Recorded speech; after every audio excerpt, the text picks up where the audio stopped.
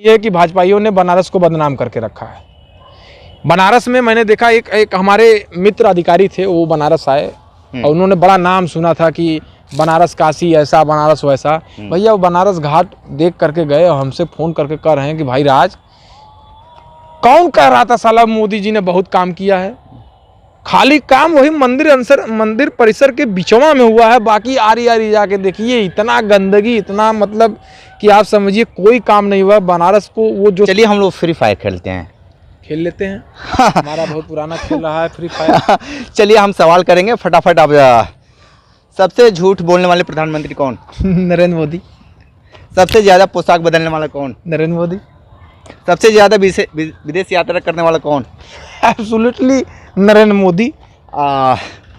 राहुल गांधी के बारे में क्या कहेंगे? एक सच्चा दोस्त, एक सच्चा साथी, गरीबों का दुख सुख समझने वाला, हार्टफुल इंसान। मैं मोटिवेट होता हूँ राहुल गांधी से।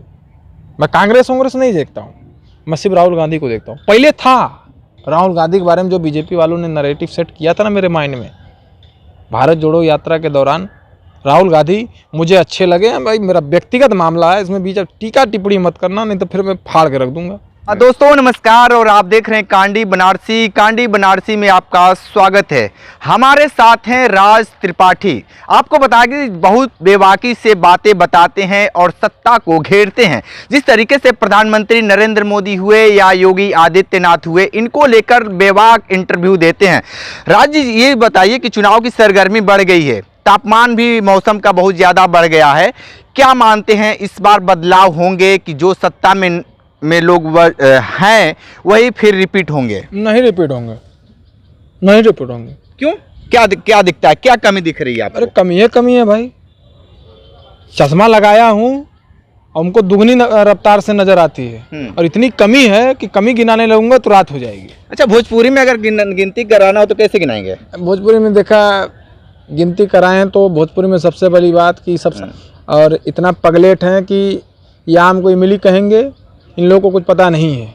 और सबसे बड़ी बात है कि जितने ये अंधभक्त टाइप के लोग हैं, सबके सब सारे अनपढ़ हैं। देखिए थोड़ा सा एक नहीं मतलब मैं बोल रहा हूँ, देखिए ऐसा है कि हम भी समझते हैं, लेकिन अंदर इतना भड़ास भरा पड़ा है ना भैया कि निकाल नहीं पा रहे हैं।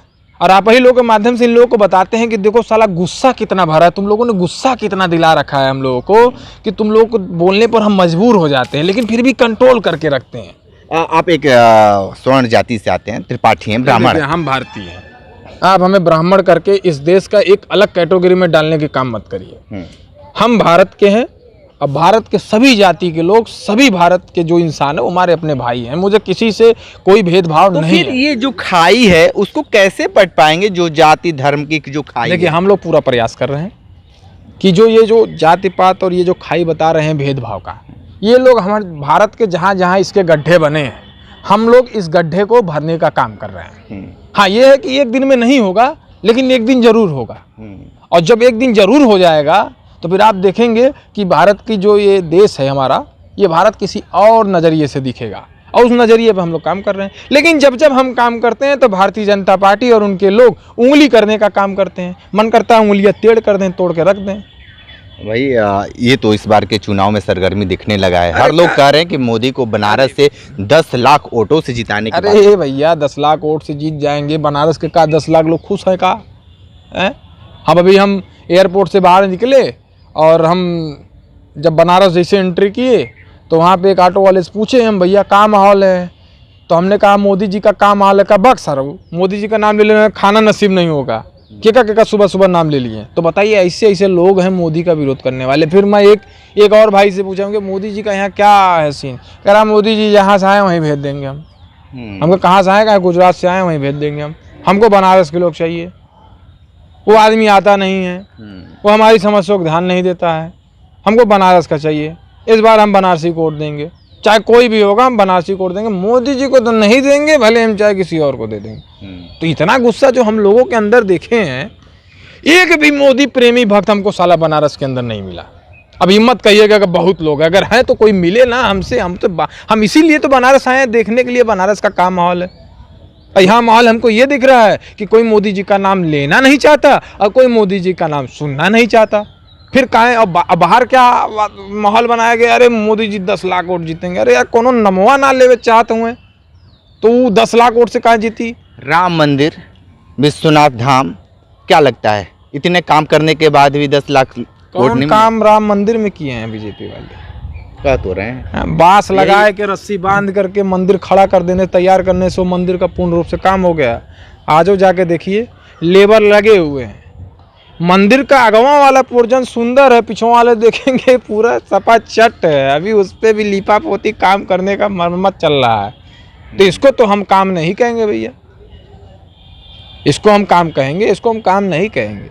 मंदिर का जब तक पूर्ण रूप से जब तक वो बन नहीं जाता, आप उसका पहले से अनुसंधान करा दिए हैं तो क्या मतलब है? अनुष्ठान नहीं होना चाहिए। लोग ये कह रहे हैं कि जो राम को लाए हैं हम उनको लाएंगे। ये राम, हमको लगता है राम 500, 700, 7, 8, 1000 साल पहले के हैं और ये सब साले जो है 1000 साल पहले जो है ये राम जी को लाए थे। राम जी इनको लाए हैं कि ये राम जी को लाए हैं? ये तो लोग ये अहंकार है, ये अपने आप को भगवान से ऊंचा दर्जा देते हैं। एक बात बताएं पत्रकार महोदय, मुझे उस दिन सबसे बड़ा गुस्सा आया मोदी जी पे। थोड़ा बहुत पहले मोदी जी की रिस्पेक्ट करता था मैं, क्योंकि भाई देश के प्रधानमंत्री हैं, रिस्पेक्ट करना जरूरी है। चाहे मोदी जी हो कोई भी हो, देश का प्रधानमंत्री है तो रिस्पेक्ट करना जरूरी है, रिस्पेक्टफुल आदमी है। प्रधानमंत्री हमारा जो है रिस्पेक्टफुल है, लेकिन मोदी नहीं। और इस बात को आप नरेंद्र मोदी से मत जोड़िएगा, मैं मोदी बात बोला, नरेंद्र मोदी नहीं बोला। जब राम जी का उंगली पकड़ के मोदी जी मंदिर ले जा रहे हैं, इसी बात का अंदाजा हो गया कि बीजेपी वाले राम को समझते क्या। राम जी को उंगली पकड़, राम जी लड़कियां हुए हैं कि चल बेटा तो के मंदिर लेके चली, तो के घर ले चली, स्कूल छोड़ दे।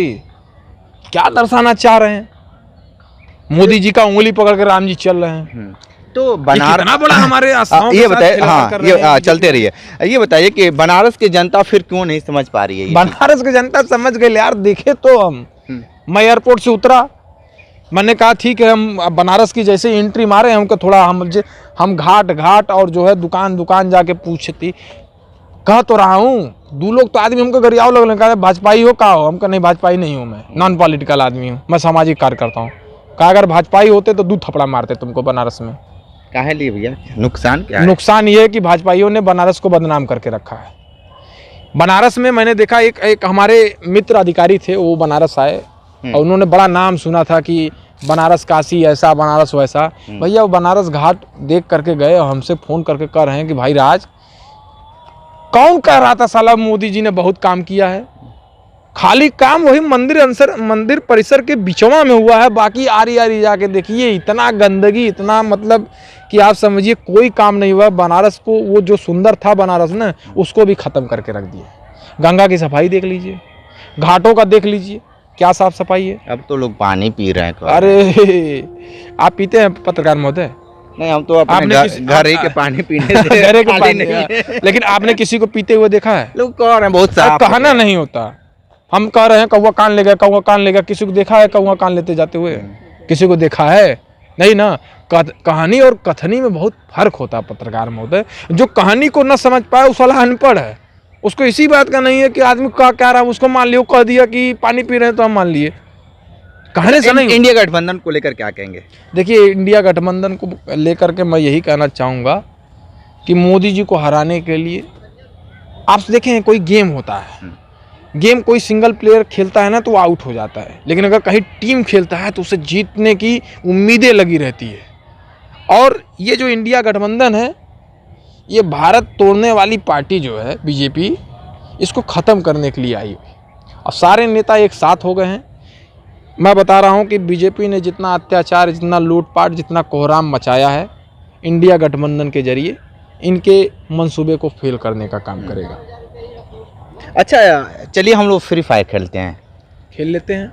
हमारा बहुत पुराना खेल रहा है फ्री फायर। चलिए हम सवाल करेंगे फटाफट। आप सबसे झूठ बोलने वाले प्रधानमंत्री कौन? नरेंद्र मोदी। सबसे ज़्यादा पोशाक बदलने वाला कौन? नरेंद्र मोदी। सबसे ज़्यादा विदेश यात्रा करने वाला कौन?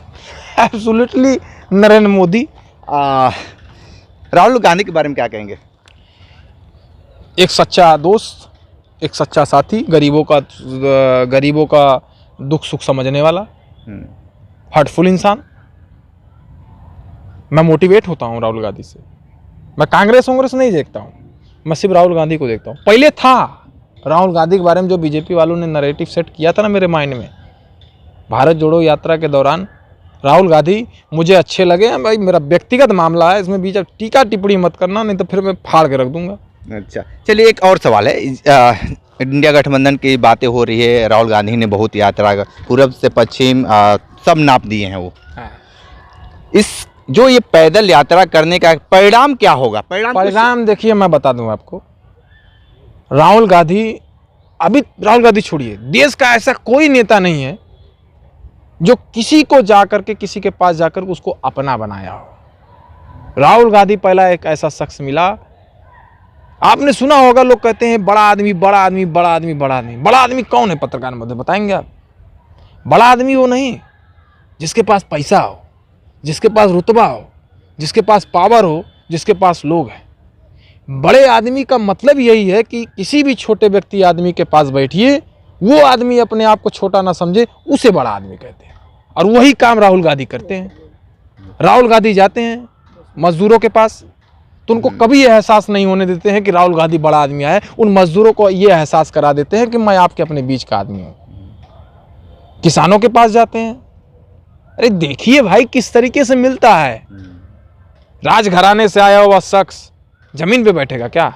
मोदी जी फॉर्च्यूनर से चलते हैं, कभी बैठा दीजिए उनको बिना चबूतरे के नीचे बैठा दीजिए, हम जान जाए बनारस में आए।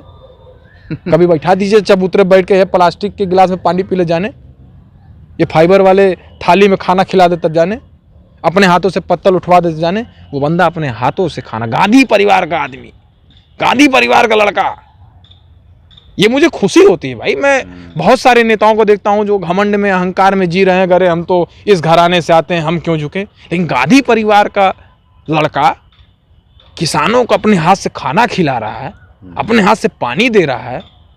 ठीक है राज जी, तो आप राज जी को सुन रहे थे, बहुत सारी बातें बताए हैं इंडिया गठबंधन और मोदी को लेकर जो बातें बताए हैं, विशेष इंटरव्यू कर रहे थे। तो हमारे साथ बने रहे कांडी बनारसी के साथ, हमें दीजिए इजाज़त, नमस्कार।